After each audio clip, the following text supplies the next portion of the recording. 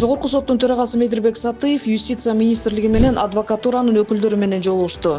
Жолугушууда буга чейин Кыргыз Республикасынын Жогорку соту, башкы прокуратура, Юстиция министрлиги жана адвокатуранын ортосунда соттук териштирүүдө өз ара кесипкөй жоопкерчиликти күчөтүү боюнча кызматташуу жөнүндө меморандум бар экендиги айтылды.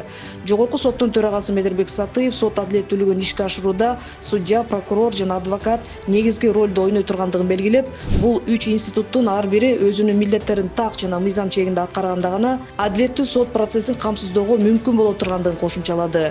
Жолугушуунун жүрүшүндө судьялар тарабынан дагы, жактоочулардан дагы катачылыктар кетип жаткан учурлар бар экендиги айтылып, биргеликте көйгөйлөрдү чечүүнүн үстүндө иш алып баруу керек экендиги айтылды. Мындан тышкары адвокаттар кеңешинин төрайымы Мейил Бегилерова өткөн жылы 756 адвокаттардын лицензиясы алынгандыгын, 5000ден 2900гө чейин кыскартылгандыгын билдирди. Тараптар буга чейин кол коюлган меморандумдагы бардык милдеттенмелер толугу менен аткарылгандыгын белгилешип, жаңы меморандумдун долбоорун иштеп чыгууну сунушташты.